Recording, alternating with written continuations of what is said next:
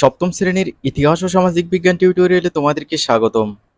এই ভিডিওতে আমরা সপ্তম অধ্যায়ের একটি গল্পের আলোকে একটি ছক পূরণ করব। তোমরা এখানে দেখতে পাচ্ছ ছকের প্রথম কলামে রীতিনীতি থাকবে, দ্বিতীয় কলামে মূল্যবোধগুলো থাকবে। খুশি আপা বললেন, চলো আমরা খুঁজে দেখি এই গল্পের মধ্যে কি কি রীতিনীতি আর কি কি মূল্যবোধ খুঁজে পাই। তো অপর পেজে তোমরা একটি গল্প দেখতে পাবা।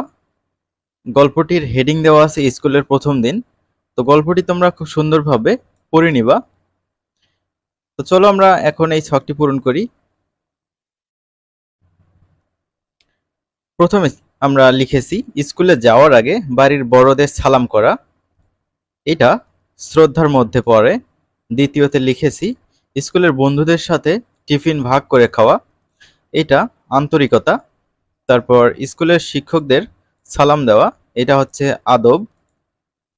তারপর বিদ্যালয়ে বা সবখানে ভদ্র আর শান্ত থাকা, এটা সম্মান প্রদর্শন বোঝায়। তারপর বন্ধুদের সাথে ঝগড়া মারামারি না করা, এটা শিষ্টাচার বোঝায়। জিনিসপত্র ডান হাত দিয়ে দেওয়া নেওয়া করা, এটাও আন্তরিকতা বোঝায়। তো শিক্ষার্থীরা তোমরা এভাবেই এই ছকটি পূরণ করে নিবা। আমরা পরবর্তী ভিডিওতে পরবর্তীতে যে ছকগুলো থাকবে সেগুলো আলোচনা করব ইনশাল্লাহ।